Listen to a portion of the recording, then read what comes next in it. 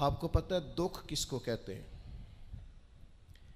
دکھ کی تعریف درویش یہ کرتے ہیں کہ ہماری مرضی اور ہے اور رب کا ارادہ کرم اور ہے، اس کا نام دکھ ہے۔ سکھ کیا ہے کہ ہماری بھی وہی مرضی ہے جو ہمارے رب کی مرضی ہے۔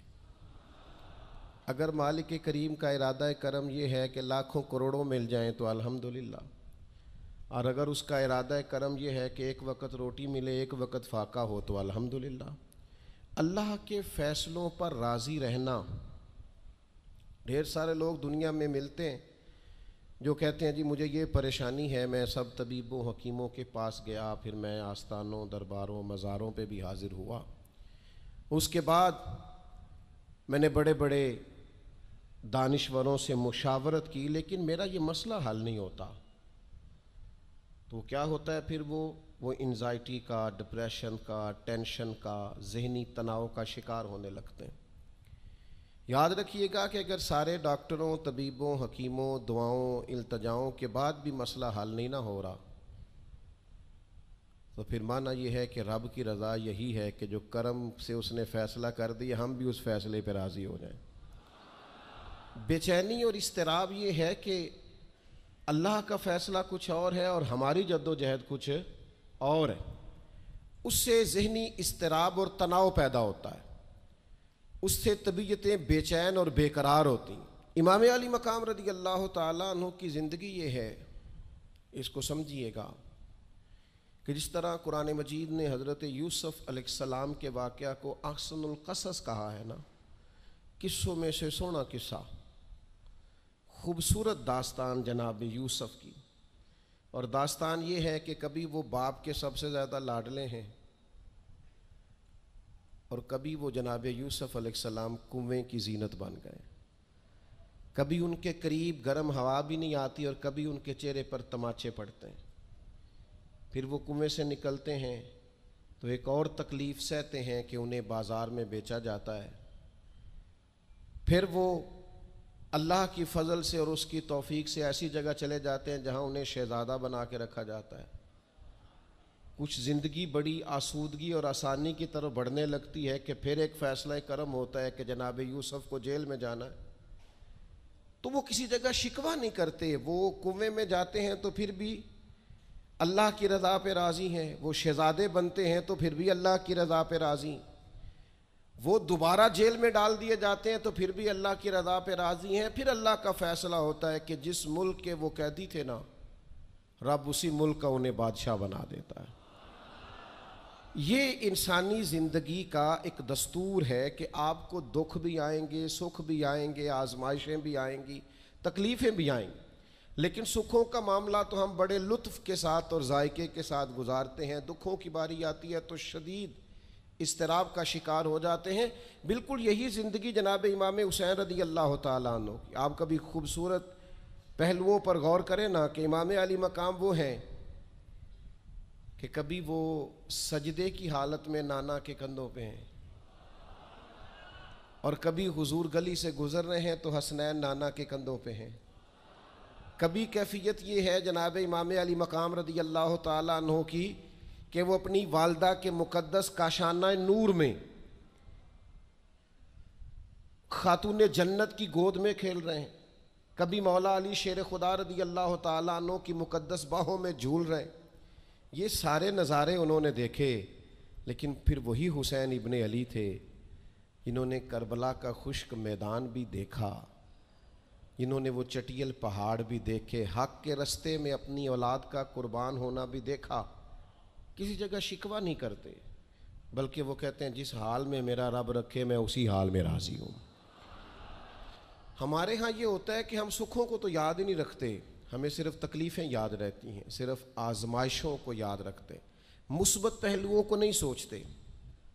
کوئی بھی کام آپ ہوتا ہوا دیکھ لیں گھر میں، خاندان میں، قبیلے میں، تو اس کے جو خوبصورت، معنی خیز، پروقار، اچھے پہلو ان پر غور نہیں کریں گے۔ وہ ایک جگہ ایک پنچایت تھی، تو وہاں کسی خاتون نے شکوہ کیا کہ میرے خاوند نے مجھے یہ تکلیف دی ہے، یہ آزمائش میں مجھے مبتلا کیا ہے، یہاں یہاں سخت سست کہا ہے۔ تو ایک دانشور بزرگ بیٹھے تھے، تو لوگ کہتے ہیں کہ ان بزرگوں نے کہا بیٹا شادی کو کتنا عرصہ بیت گیا؟ تو اس نے کہا میری شادی کو 18 سال ہو گئے۔ تو اس نے کہا یہ جو تم لڑائی فساد جھگڑا دنگا پریشانی بتا رہی ہو یہ تو ایک دن کا ہے، باقی 18 سالوں کی بھی بات بتاؤ نا۔ تم نے ایک دن کا جھگڑا تو یاد رکھا، اور اس ایک دن کے جھگڑے کے نتیجے میں آنے والی تکلیف کو بھی تم نے یاد رکھا، لیکن وہ جو 18 سال تمہارے اپنے شوہر کے ساتھ سکھی گزر گئے ان کا بھی تو تذکرہ کرو۔ تو کچھ دیر کی خاموشی کے بعد اللہ نے اس خاتون کے دل میں ٹھنڈک پیدا کی، اور وہ کہنے لگی میرے شکوے دور ہو گئے ہیں، اب میں انشاءاللہ کوشش کروں گی کبھی دوبارہ اپنے شوہر کی شکایت نہ کروں۔ اب بات کو سمجھیں، ہم اپنی زندگی کی صرف شکایتیں یعنی دکھ ہی ہیں صرف زندگی میں، وہ دعا کر دیں جی میرے گھٹنے میں درد ہے، باقی جسم ٹھیک ہے نا ماشاءاللہ سارا، اس کا شکر بھی ساتھ ادا کریں۔ دعا کریں جی آج کل کاروبار نہیں چل رہا، تو اس سے پہلے ساری زندگی ٹھیک چلتا رہا ہے نا، اس کا شکر بھی ادا کر لیں۔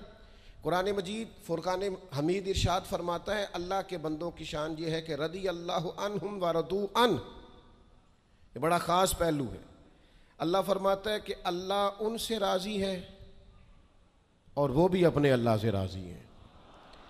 اللہ نے انہیں جس حال میں رکھا ہے وہ بھی اللہ سے راضی ہیں۔ ذالک الفوز العظیم، اللہ فرماتا ہے یہ بڑی کامیابی ہے، اللہ بھی ان سے راضی ہے اور وہ بھی اللہ سے راضی ہیں۔ امام غزالی رحمۃ اللہ تعالیٰ علیہ سے کسی نے پوچھا یہ بندے کا اللہ سے راضی ہونے کا کیا مطلب ہے؟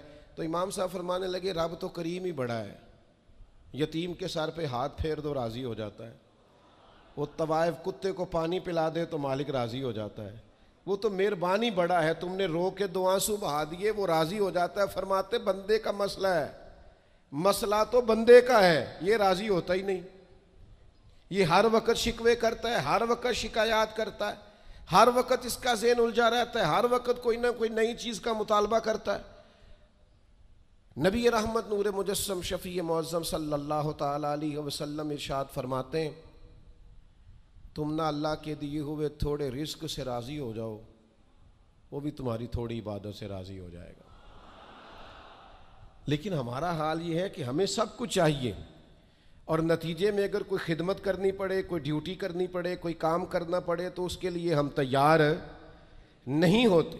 عزیز بھائیوں سمجھیے گا، غور فرمائیے گا، توجہ کیجیے گا اس بات پر کہ ہمیں ہر حال میں اپنے رب سے راضی رہنا۔ آزمائش آ جاتی ہے، دکھ آ جاتے ہیں، محنت پوری کریں، جد و جہد پوری کریں، جو کام آپ کرنے جا رہے ہیں اس کے لیے جتنے ضروری اسباب ہیں وہ جمع سارے کریں، لیکن نتیجہ اللہ پہ چھوڑ دیں، رزلٹ اپنی مرضی کا نہ مانگیں۔ یہ عقیدہ توحید یہ ہے کہ نتیجہ جو رب ہمارے لیے نکالے وہ نتیجہ ہمیں قبول ہونا چاہیے۔ درویش نے ایک جملے میں بات ختم کر دی، وہ کہتے ہیں دکھ قبول محمد بخشا، بس راضی رہن پیارے۔ اگر پیارے راضی ہیں دکھ دینے میں تو پھر ہمیں یہ دکھ قبول ہے، اور کئی دفعہ قبول ہے۔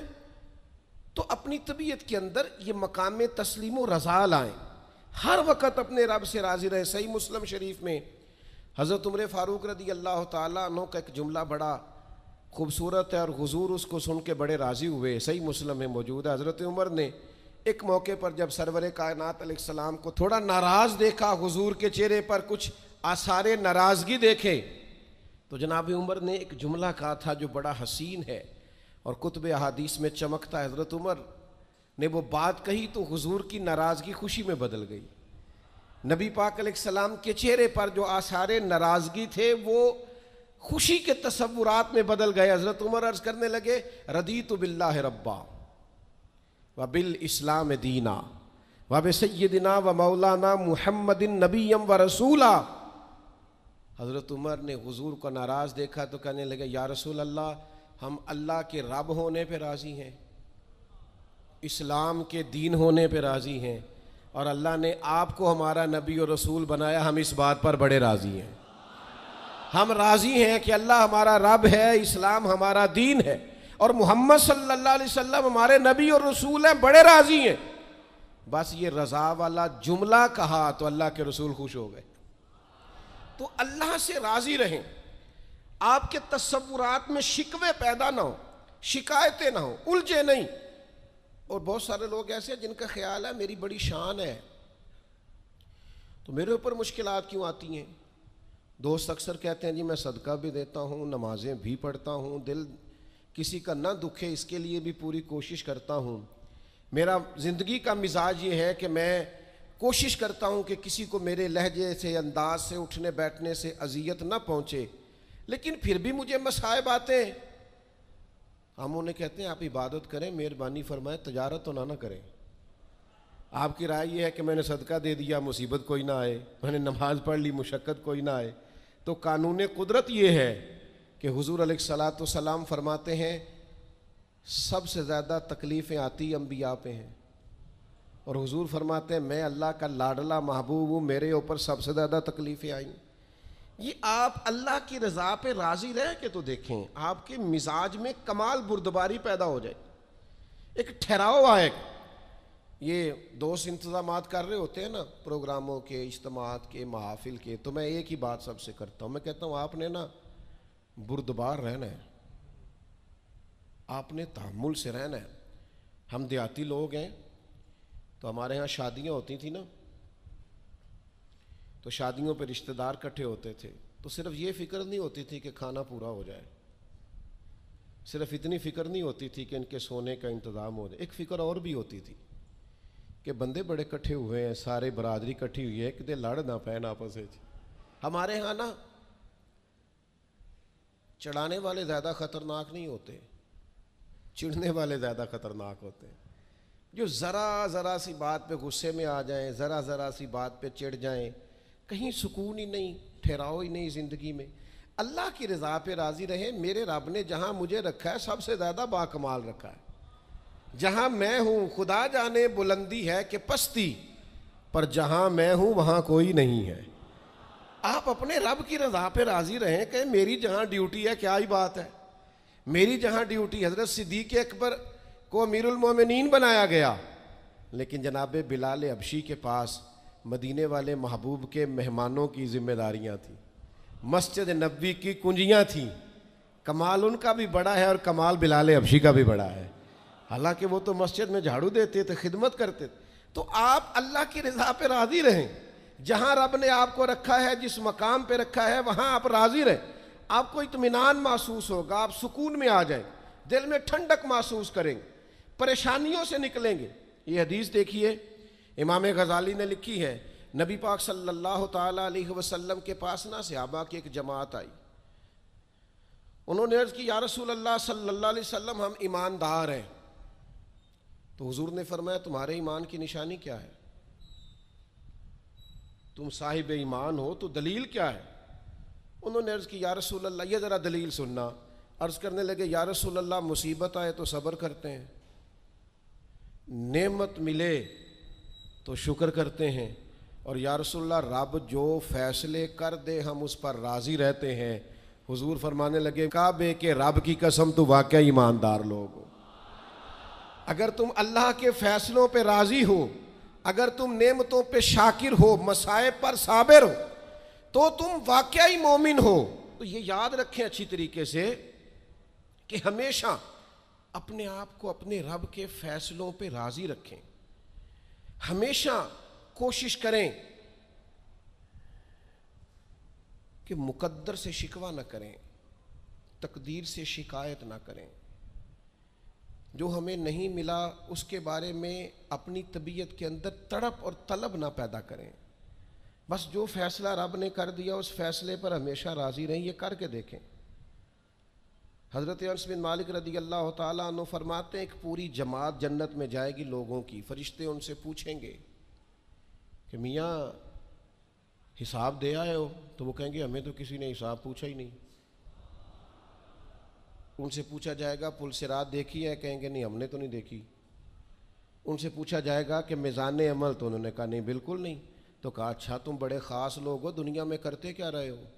تو کہیں گے کرتے کچھ بھی نہیں تھے، رب کے فیصلوں پہ راضی رہتے تھے۔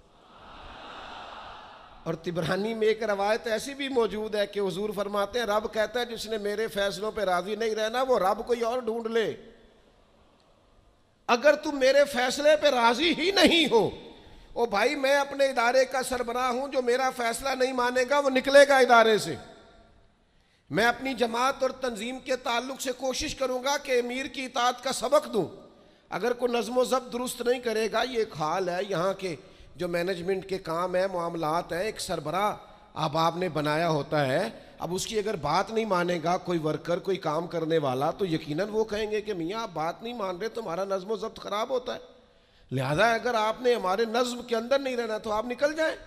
تو اللہ کے فیصلوں کو جو لوگ تسلیم نہیں کرتے، اللہ کے فیصلوں کو جو لوگ تسلیم نہیں کرتے، یقیناً وہ کمزور ہو جاتے ہیں۔ آج بڑے لوگ ہیں جو وظیفے پوچھتے ہیں، اللہ کیسے راضی ہوگا؟ بتاؤں وظیفہ آپ کو؟ امام غزالی لکھتے ہیں کہ حضرت موسیٰ کلیم علیہ السلام نے اللہ کے حضور عرض کیا، مالک میری قوم پوچھتی ہے تو کیسے راضی ہوگا؟ ہم تجھے راضی کرنا چاہتے ہیں تو کیسے راضی ہوگا؟ تو حضرت موسیٰ علیہ السلام سے رب کریم نے فرمایا، ان سے جا کے کہہ دو کہ مجھ سے راضی ہو جائے، میں بھی ان سے راضی ہو جاؤں گا۔ یہ اپنے رب سے راضی رہیں، جو رب ان کے لیے فیصلہ کرے۔ وہ حضرت سفیان ثوری دعا مانگ رہے تھے نا، یا اللہ راضی ہو جا، یا اللہ راضی ہو جا، یا اللہ راضی ہو جا، تو حضرت رابعہ بصریہ رحمۃ اللہ علیہا بھی پردے کے پیچھے بیٹھی تھیں، تو جب انہوں نے بہت زیادہ اس دعا پر اصرار کیا نا، یا اللہ راضی ہو جا، تو پردے کے پیچھے سے بول پڑی، کہنے لگی سفیان اب کچھ اور نہ مانگے اللہ سے، آگے نہ چلے۔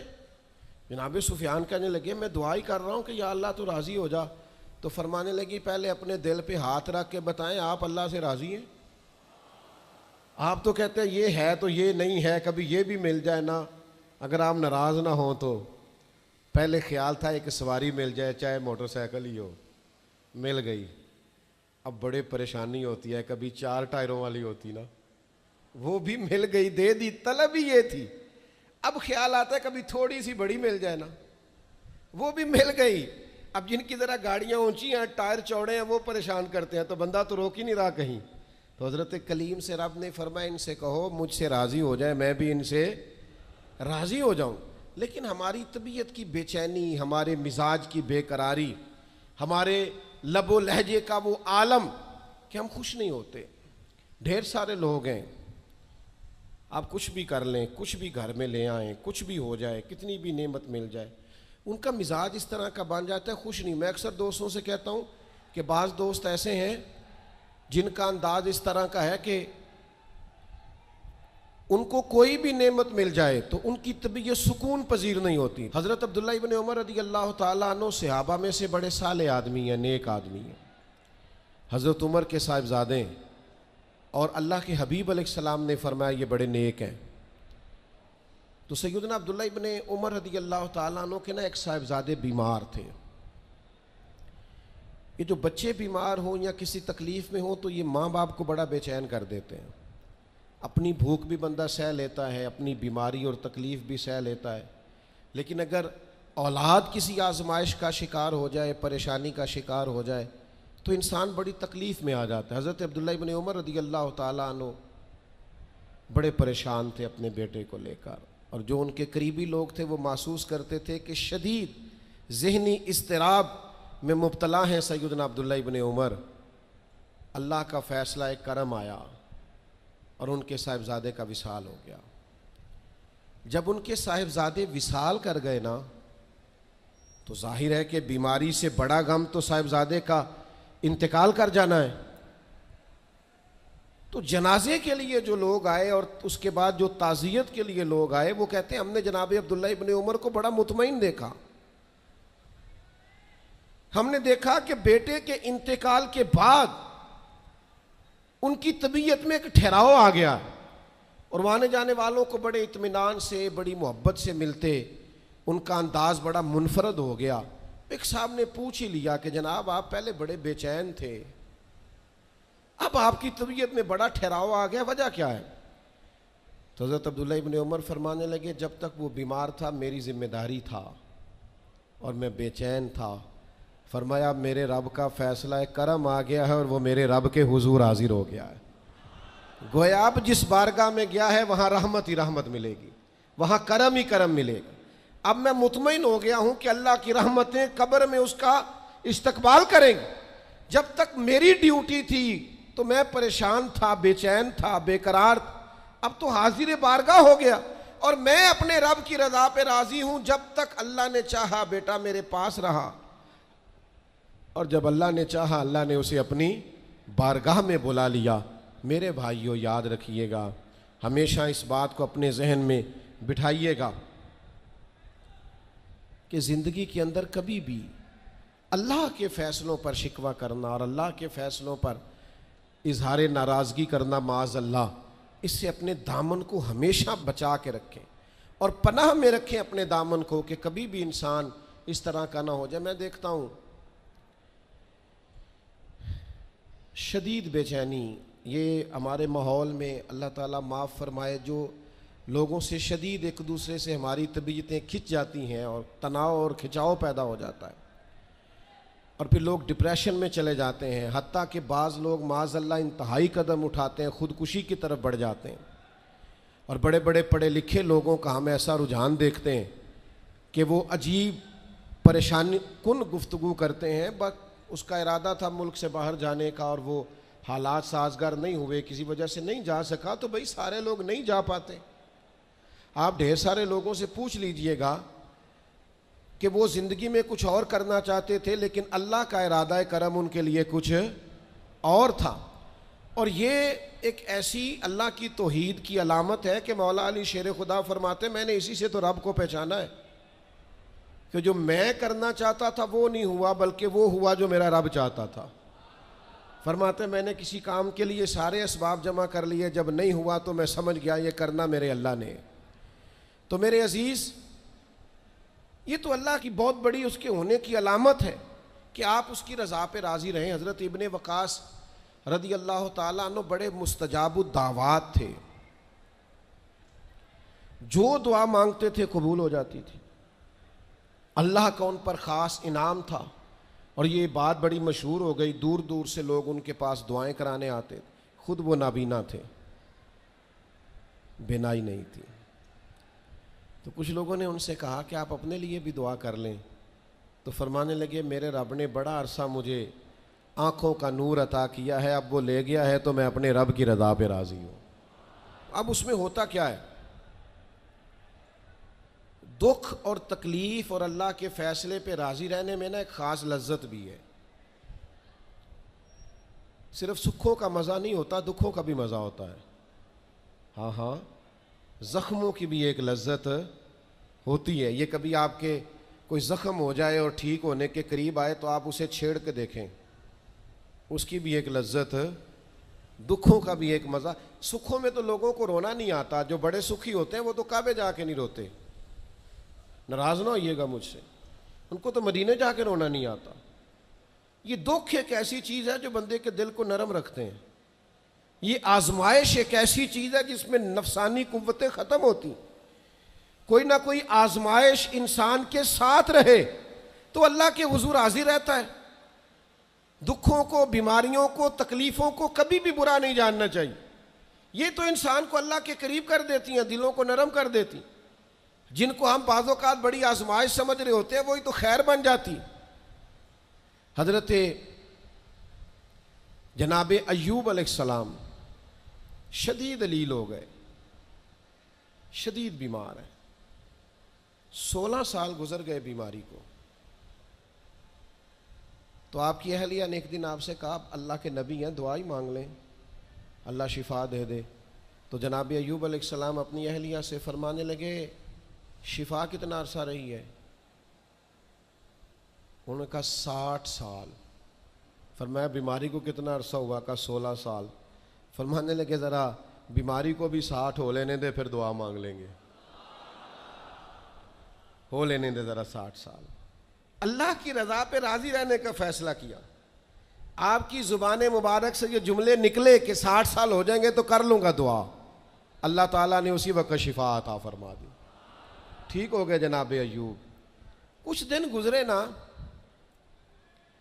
تو آپ کی اہلیہ نے ایک سوال پوچھا، کہنے لگی ایوب یہ بتائیے آپ نے بیماری بھی دیکھی، شفا بھی دیکھی، بیماری ٹھیک تھی کہ شفا؟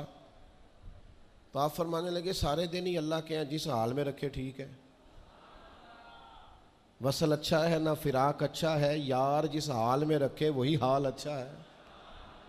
میں سارے دن اس کے ہیں، لیکن فرمانے لگے اگر تم مجھ سے پوچھو نا میری ذاتی رائے تو بیماری بڑی اچھی تھی۔ انہوں نے کہا یوں بیماری اچھی تھی؟ آپ فرمانے لگے جب میں بیمار تھا نا تو 24 گھنٹے میں ایک بار میرا رب میرا حال پوچھتا تھا۔ فرمایا 12 گھنٹے تو اس مزے میں گزر جاتے تھے کہ رب نے حال پوچھا ہے، اور پھر اگلے 12 گھنٹے میں انتظار کرتا تھا کہ میرا رب دوبارہ کب حال پوچھے گا۔ تو میں ان 24 گھنٹوں کی لذت نہیں بتا سکتا جو اس کے حال پوچھنے سے طاری ہوتی۔ تو فرمایا شفا تو مل گئی ہے پر اب وہ حال تو نہیں نہ پوچھتا۔ اب وہ میرے بھائی اس بیماری میں جو لذتیں ہیں، جو کرم نوازیاں ہیں، جو رحمتیں، ان کو بھی تو دیکھیں۔ اپنے کریم رب کی رضا پہ راضی تو رہے۔ خبر مشہور ہو گئی تھی امام حسین شہید ہو جائیں گے، نبی کریم علیہ السلام نے بھی یہ خبر ارشاد فرمائی، پتہ مولا علی کو بھی تھا، سیدہ پاک بھی جانتی تھی، امام حسین بھی جانتے تھے، یہ خبریں رہی ہیں نا۔ حضرت صدیق اکبر کھڑے ہیں، جناب عمر کھڑے ہیں، حضرت عثمان کھڑے ہیں احد پہاڑ پر، تو پہاڑ ہلنے لگا۔ آپ دیکھیے نا صحیح حدیث میں موجود ہے، تو نبی کریم علیہ السلام نے فرمایا پہاڑ ٹھہر جا، تیرے اوپر ایک نبی، ایک صدیق اور 2 شہید کھڑے ہیں۔ تو حضور نے بتا دیا نا کہ جناب عمر بھی شہید ہوں گے، جناب عثمان بھی شہید ہوں گے، لیکن کیا ایک دفعہ بھی حضور نے یہ دعا مانگی کہ اللہ انہیں شہادت سے بچا؟ معاذ اللہ کوئی دعا مانگی کہ یہ شہید نہ ہو، قتل نہ کیے جائیں؟ یہ تو سعادت ہے۔ امام حسین کو پتہ ہے، مولا علی کو پتہ ہے، سیدہ فاطمہ کو پتہ ہے، یہ خبر مشہور ہے، یہ شہید ہو جائیں گے، اور یہ بھی پتہ ہے کہ آزمائشیں آئیں گی، لیکن کسی نے بھی یہ دعا نہیں مانگی اللہ انہیں آزمائشوں سے بچا۔ جس نے بھی دعا مانگی ہے یہی مانگی، اللہ صبر بھی عطا فرما اور استقامت بھی عطا فرما۔ اس بات کو سمجھیں آپ کہ آپ بچے کو اگر ڈرائیں گے نا امتحان خطرناک ہوتے ہیں، امتحان نہیں دینے، تو وہ تو کسی جگہ کامیاب نہیں ہوگا۔ اس کو امتحان کا خوف نہ دلائیں، اس کی تیاری کرائیں، اس کی ذہن سازی کریں کہ امتحان دینا ہے، اس کو یہ شعور دیں کہ بیٹا کامیاب ہونا ہے۔ ہم نے ڈرا دیا ہے بچوں کو، ہم نے انہیں اس طرح کا بنا دیا ہے کہ وہ سہمے رہتے ہیں، پتہ نہیں کیا ہو جائے گا۔ ہزاروں سینکڑوں لوگوں کو روز جی ٹی روڈ سے گزرنا پڑتا ہے، لاکھوں کروڑوں لوگ گزرتے ہوں گے، اللہ معاف کرے کہ سب کا ایکسیڈنٹ تو نہیں نہ ہو جاتا۔ تو اگر آپ بچوں کو چھپاتے پھریں کہ روڈ پہ نہیں چڑھنا، بھائی انہیں آپ گاڑی صحیح چلانی سکھائیں، عمر کے مطابق ان کو سواری دیں، ان کی ٹریننگ صحیح کرائیں، انہیں کہیں کہ یہ ٹریفک کے قوانین ہیں ان کی پابندی کرو، لیکن انہیں یہ خوف نہ دلائیں کہ روڈ پہ نہیں جانا، یہ خوف نہ دلائیں انہیں کہ ہم نے اس راہ سے گزرنا نہیں، پتہ نہیں کیا ہو جائے گا۔ او بھائی اس طرح تو سانپ سے ڈرتا ڈرتا رسیوں سے بھی ڈرنے لگے گا۔ اللہ جو فیصلہ کر دے اس فیصلے پر پوری طرح راضی رہنا ہے۔ ہمارے مزاجوں میں مقام تسلیم و رضا نہیں ہے۔ یہ مومن دیانتدار کیوں ہوتے تھے؟ کروڑوں روپیہ ایک شخص کا سامنے پڑا ہے اور بندہ وہ ہے جس نے صبح سے کھانا نہیں کھایا، لیکن وہ کروڑوں روپے پہ نظر نہیں ڈالتا تھا۔ کیوں؟ کہ وہ اللہ کے فیصلے پہ راضی تھا۔ وہ کہتا تھا یہ چاہے کروڑوں ہیں پر میرا نہیں ہے۔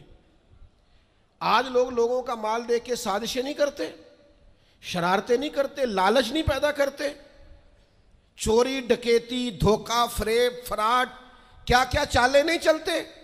اگر یہ اللہ کے فیصلے پہ راضی رہیں کہ رب نے جو میرے لیے رکھا ہے وہی میرا حق ہے، تو کبھی ان کی طبیعت میں یہ بات پیدا نہ ہو کہ ہم نے دھوکہ دینا ہے، فراڈ کرنا ہے، فریب کرنا ہے۔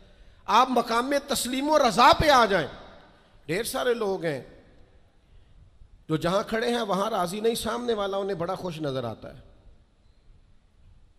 بڑا خوش کہ یار میں بڑی تکلیف میں ہوں، یہ فلانے شعبے والا بڑے سکون میں ہے۔ تو بھائی کبھی اس سے بھی تو پوچھ کے دیکھنا، اس سے پوچھ، وہ کہے گا جتنے کانٹوں پہ میں بیٹھا ہوں دوسرا ہے ہی کوئی نہیں۔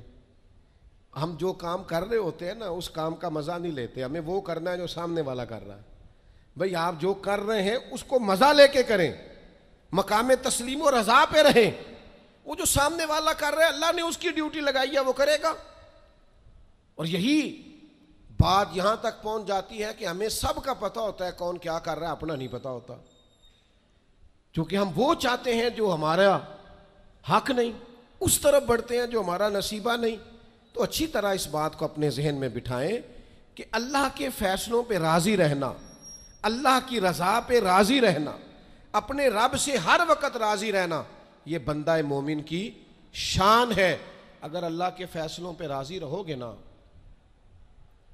تو زندگی میں اتنا سکون آ جائے گا، اتنا اطمینان آ جائے گا، لہجوں میں اتنا ٹھہراؤ آ جائے گا، آپ کو محسوس ہوگا کہ آپ کی شخصیت سنجیدہ ہو گئی ہے، وزادار ہو گئی ہے، آپ کے مزاج کے اندر ایک اللہ تعالیٰ نے خاص کمالات رکھ دیے۔ لیکن اگر آپ یہ نہیں کریں گے، اللہ کے فیصلوں پہ راضی نہیں رہیں گے، تو پھر آپ نتیجہ اس کا دیکھ لیجئے گا، ہر وقت کی بے چینی، بے قراری، الجھاؤ اور طبیعت کے اندر اضطراب، یہ آپ کو بے چین رکھے گا۔ ہم اپنی زندگی میں اگر تھوڑا سا یہ والا فیصلہ لے آئیں، آپ دیکھیں نا، انداز دیکھیں، 14 لوگ شہید ہو گئے تھے بدر میں،